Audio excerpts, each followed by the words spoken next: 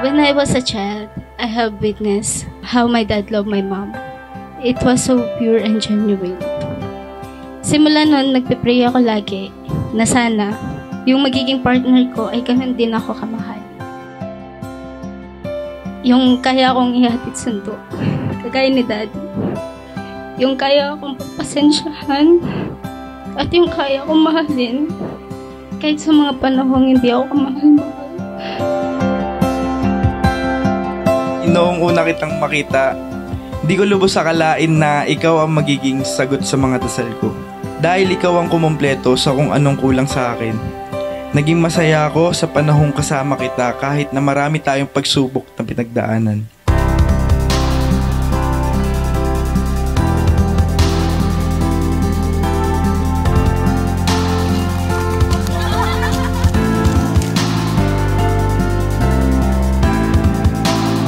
Noong mga panahong nagsisimula pa lang tayo hanggang sa makabukod na tayo at ma-handle natin ang relasyon natin kahit na LDR tayo.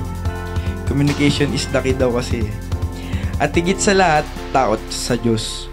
Sa salitang pag-ibig na kung bakit kayong dalawa ay meron tipanan dahil ang pag-aasawa ay hindi lang naman sa mata ng Diyos kundi sa mata ng mga tao na naririto at sa sanlibutan at sa umiiral nating batas ay hindi masasabing mag-asawa ang dalawa hanggat hindi kinakasal. Oh. May brandy ba ito galing? So, wow! Wow! Mag-shoes! Ang ganda pala. Nice. Takbo ka daw, takbo. Thank you, Brandy. I love you. Sa bawat pagod at pagsubok, hindi kita iiwan. Kapag dumating ang araw na kapag pagod ka na, ipapaalala ko sa iyo kung gaano ka kalakas at kung gaano kalaki ang pagmamahal ko sa iyo. Ipinapangako ko na lagi kitang uunahin at pipiliin kahit gaano pa kabisi ang mundo natin. Kahit na lumabas na yung mga wrinkles mo, kahit pumuti na yung buhok mo, mananatili ka pa rin maganda sa paningin ko.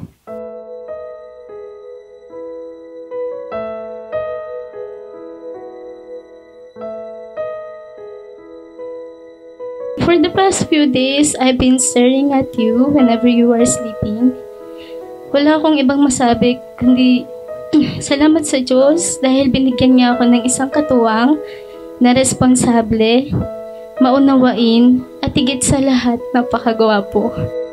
Sa pagkumpas ng iyong kamay, aking landas ginagabay, nag-iisang tiyak sa 1,000 duda, silong sa iyak at pagluluksa kung puso ko ay mamapa.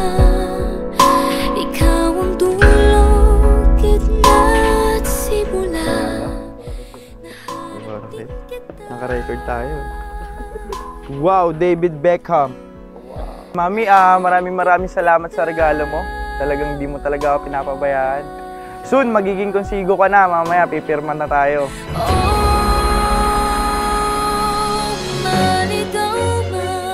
Bilang isang seaman, sanay akong harapin ang malalaking alon at mahabang biyahe. Pero sa kabila ng lahat ng hamon sa dagat, ikaw ang pinakamahalagang destinasyon ko. Mahal, kahit ilang buwan akong nasa dagat, ikaw ang ilaw ng lighthouse ko. Kapag nawawala ako sa gitna ng hamon ng buhay, ang pagmamahal mo ang naggagabay sa akin pabalik.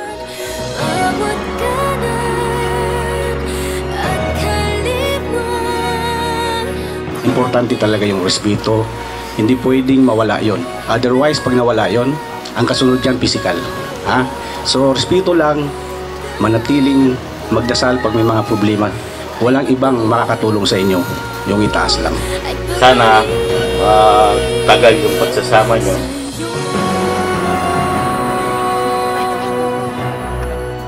You are the answer to every prayers, every spirit. Brandy, alam ng Diyos na ikaw ang kailangan ko sa buhay na ito. Kaya niya tayo pinagtagpo. You are God's reminder to me that despite the mistakes I made in the past, I still deserve to be loved. Kamang walang kumot at tunan, bihag ako. Ipinapangako ko rin sa bawat alon ng tampuhan, ako ang unang aamin ng kasalanan, kahit minsan alam kong ikaw naman ang may mali. At kahit abutin man tayo ng high tide at low tide ng buhay, hindi kita iiwan kahit maubos ang bonus ko sa mga pasalubong o kahit magtampo ka dahil mas mahal daw kita kaysa sa sarili kong tulog. Ikaw pa rin ang pipiliin ko araw-araw.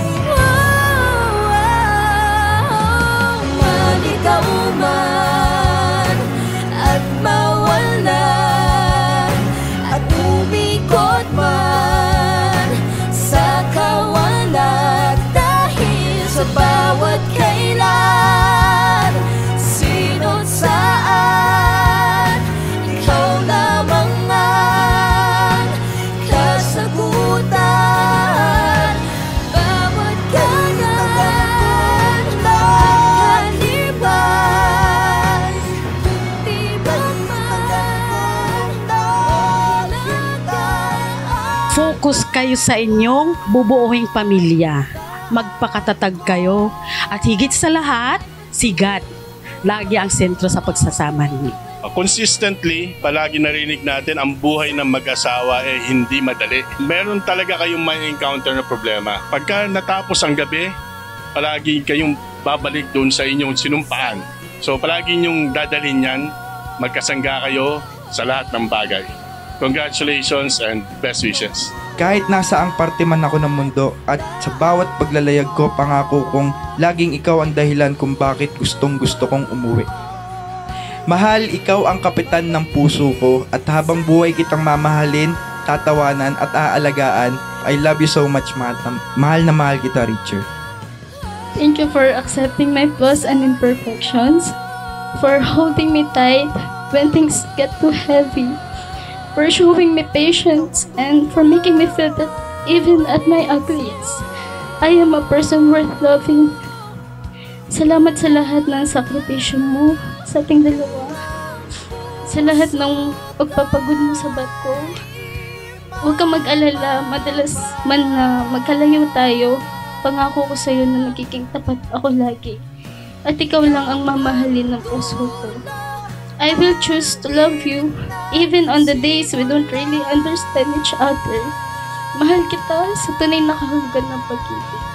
Sa kapangyarihang ipinagkaloob sa akin ng Republika ng Pilipinas at ng Christian Churches in the Philippines, kayong dalawa ay ipinapahayag ko na ganap ng mag-asawa.